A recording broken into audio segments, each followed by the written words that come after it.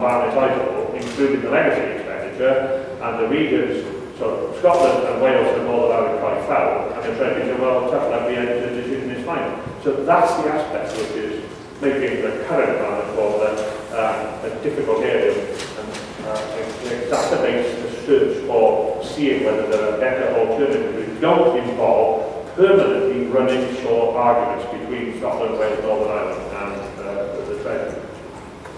The issue about Labour's commitment to devolution, and again, I can't talk about Scotland, obviously. In Wales, there's always been a deep divide with it. It is my impression that in the 50s and 60s, there was a higher percentage of devolution, pro-devolution people in the Welsh Labour Party than in the Scottish Labour Party. And then when the generation change took place in Scotland, and the Willie Rosses and so on retired from the old trade union tradition, and the John Smiths and the Donald Dewards from the sort of debating societies of Labour clubs of Edinburgh and Glasgow University took over, Scottish Labour rapidly converted to having a higher proportion of devolutionists in it than the Welsh Labour Party. I've never done that comparison. Again, in Wales, it's an east-west argument. Neither was ferociously against any form of devolution. Jim Griffiths, minor leader, similar tradition from the deputy leader of the Labour Party in the 50s, was pro-devolution. Only 50 miles between Tredegar in the eastern coalfield and Amherst in the western coalfield. There was nothing to make a difference. I shared a flat with Neil Kinnock in the 1960s. He's from Tredegar. I'm from Cardiff, but parents coming from the Amherst coalfield. We should utterly oppose you. We could not bridge that gap. He, to my mind, has a blind spot on devolution. He thinks that, you know, I'm a terrible, you know, crypto nut or whatever, you know, and all of that. That east-west gap of 50 miles is enough to explain that difference. It's the point that I made earlier about the difference between East Wales and West Wales, which is partially linked to language as well, which is the third question. Obviously, we never had the Highland experiences in Wales. We had the Industrial Revolution, and the Industrial Revolution meant that internal migration kept Welsh speakers in Wales when they were being shipped out to Canada, wherever, in Scotland a century earlier. So we have a much bigger percentage of people who speak Welsh.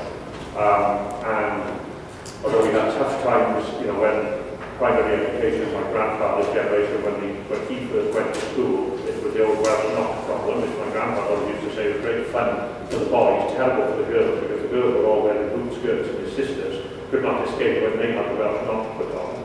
But he and his two brothers just used to, you know, they'd see the person approaching with a dreaded Welsh knot. It was like a challenge for young boys. You'd hit the wall, jump over the wall, and play in the woods all day, and then go back to school the following day. But it was like a, you know, that was, you know, a bad experience. But it didn't seem to have marked him as a person. He said to his sisters, it was dreadful. You can't climb over a wall in a boot skirt.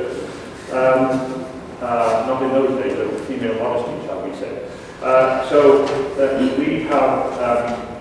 we have a, you know, language is a significant issue for trying to make sure it's a unifying issue and not a divisive issue, because it has affected. Because this word Welsh means two things. It means speaking in Welsh. So if you don't speak Welsh, you think you're going to be a second-class citizen. And it means pertaining to and or from or Wales. Therefore, when people say Welsh devolution, they mean, oh my God, that means that the Welshies from North Wales or West are going to force us all in East Wales to speak Welsh. It has partially poisoned the well as being, as well, one of the things that has helped to make Wales a distinct country during a period from the Act of Union onwards, when the idea was that Wales would become absorbed and become a series of English countries.